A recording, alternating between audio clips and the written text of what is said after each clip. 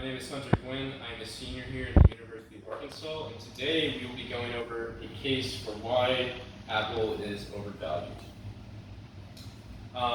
So just bear with me during this presentation. I'm going to be flipping back and forth on my laptop here between my notes and the PowerPoint, so it might be slow sometimes flipping to the next slide while I switch over to my notes or back to the PowerPoint, whatever. But during this presentation, we're going to go over there's going to be three different sections. We're going to go over the external economic impacts to Apple's business. We're going to go over a fundamental analysis of Apple and a little bit of technical analysis of Apple. So let's start off by talking about the external economic issues that could be impacting Apple's business. Okay, so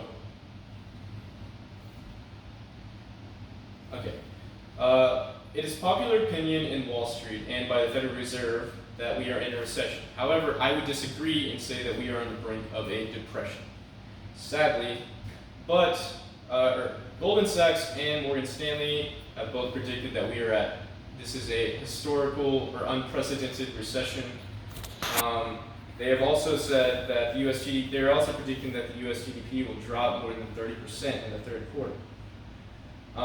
So in reality, I believe the impact of COVID-19 will be much worse than this. Consider this, in March, more than 10 million Americans filed for unemployment benefits. This is now up to 22 million Americans and rising. Versus the 2009, 2008 levels that we saw, which was 700,000. As you can see here, this is an unprecedented level of people filing for unemployment and losing their jobs versus the 2009 levels that we saw. It's a huge spike in layoffs and unemployment. So,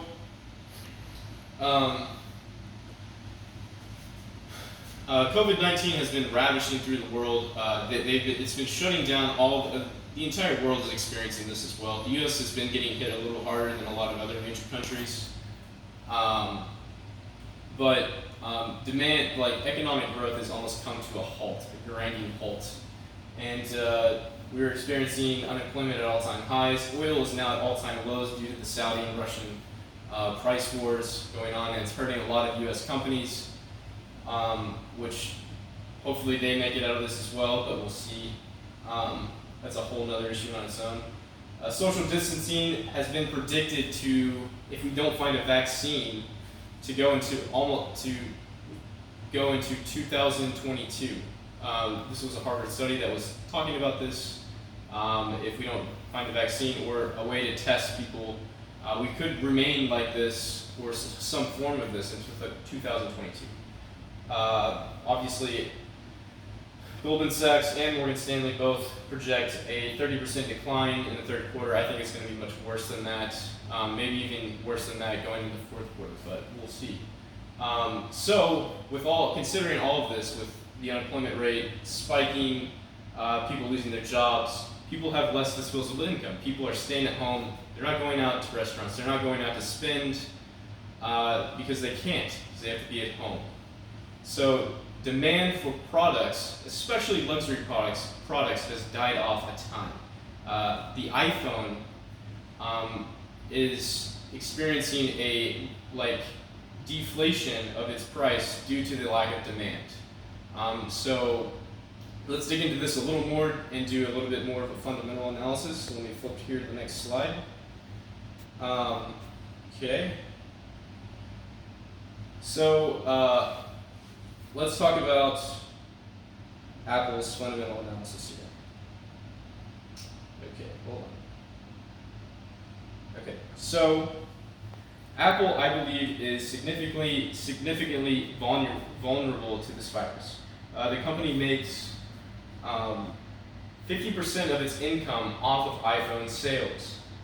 A significant amount of those devices are sold in the company's flagship stores around the world, which are now all closed. Mostly in the United States, because they're starting to open these back up in China. However, China is considering going back into a lockdown again due to the second wave of the coronavirus. So we'll see how that plays out. As the crisis has continued, the company has closed its stores around the world. This will affect the company's sales this year a ton, and especially during earnings, which are coming up pretty soon. So you may want to keep your eye on that. Retail stores closures aside, Apple has a big problem, not just with the store closures, but as economic hardship spreads around the world, the new iPhone will be the last thing on people's minds. Where am I? Sorry. This is worse because it comes at a time when Apple's phone sales were already at a multi-year decline. There is another iPhone problem as well. A big theme among Apple bulls was that it's pretty much the people who have been trying to buy up Apple. They've been saying 5G is going to come out, the new 5G phones are going to change. There's been a lot of optimism due to that, and from what I can see, that's still priced in. I don't know where that sell-off there has come, but I don't see 5G coming out anytime soon. I expect that the first 5G phones will roll out in 2022 because of the production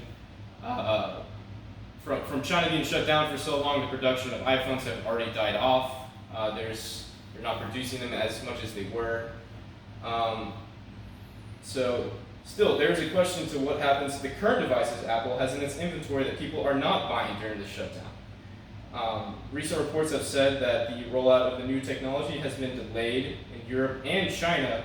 The situation could be worse in the United States, which does not have a major 5G player. However, they are coming out with a new budget iPhone, but the profit margin of those iPhones are 300% down from their original iPhones that they would make money on. So even if people go out and buy the budget iPhones, they're still not making as much revenue as they would have if the coronavirus had not impacted the economy. So the PE ratio is up from its five-year average from 15, which is the 5-year average, to 22.1 now.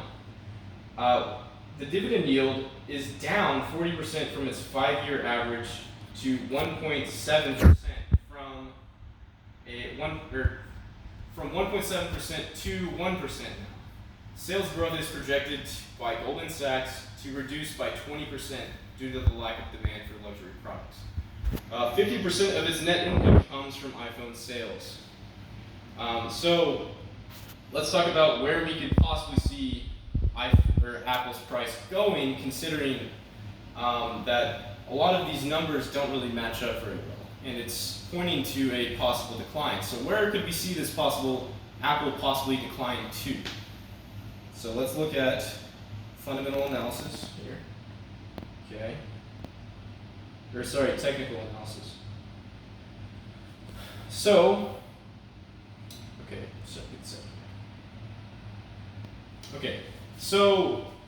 looking back on Apple's chart, we are still up 40% year to date. Considering that the United States economy has almost come to the world economy has almost come to a grinding halt. Somehow, a year ago, Apple's company had better prospects, or today, Apple's company has better prospects than it did a year ago, 40% better prospects, which doesn't really make much sense to me. If we look back at the price level that Apple is at now, we were at the same price level less than 4 months ago in December, which is, the prices are not on here, but they are on the next one.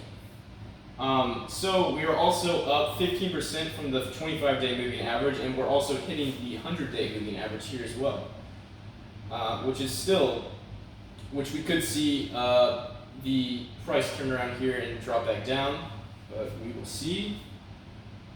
So let's take a look at some other stuff. Okay, so where could we possibly see Apple going down to? Well, in 2019, the low was this is my prediction, is that we could see Apple possibly go down to $170, which was just the low. We were at that level. We were actually lower than that level less than a year ago.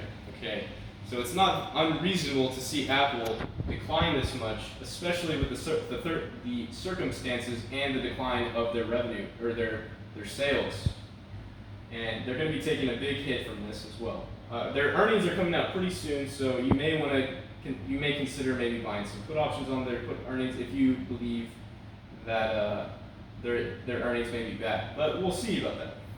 So they could come down to $170, or even worse, which we were at roughly a year ago, a little over a year ago, was 140.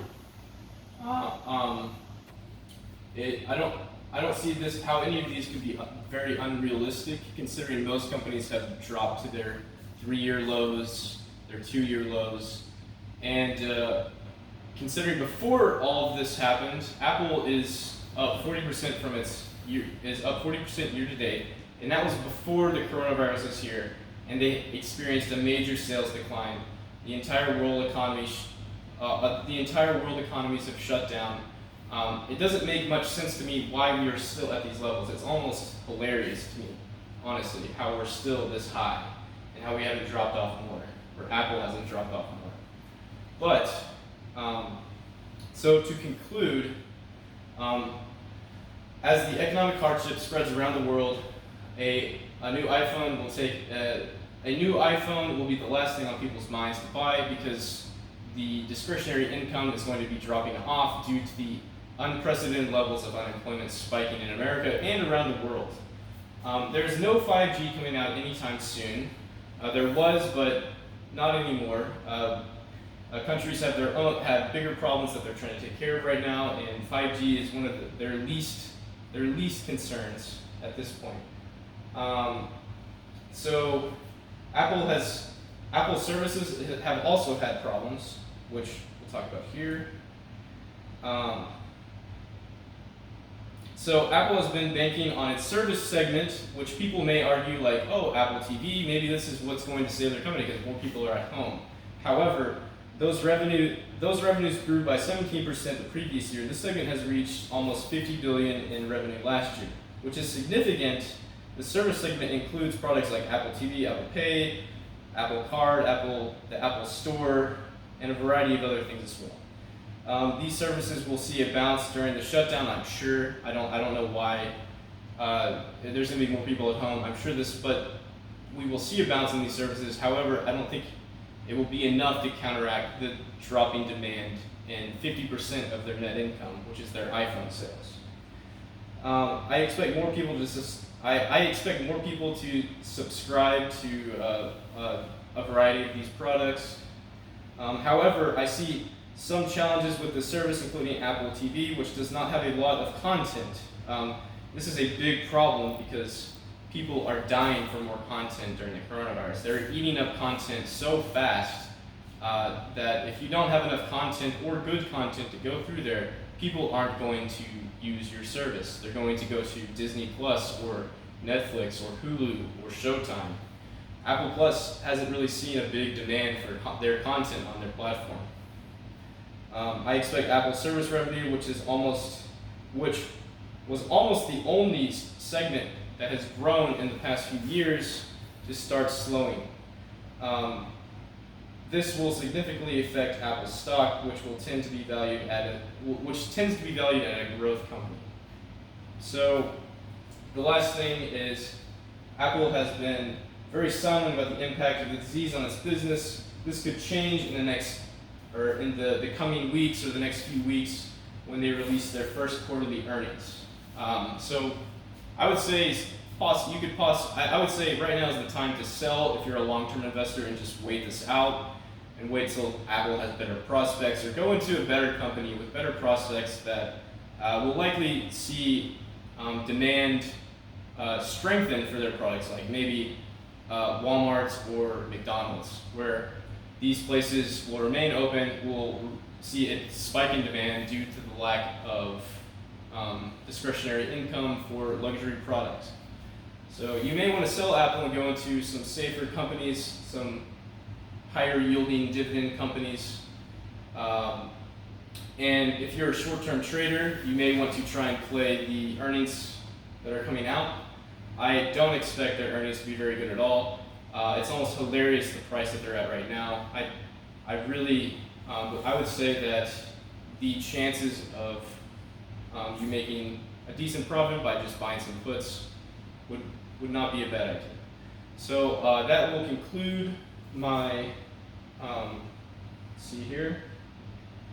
So that will conclude my presentation on Apple and where I think the valuation of Apple. So thank you. That's it.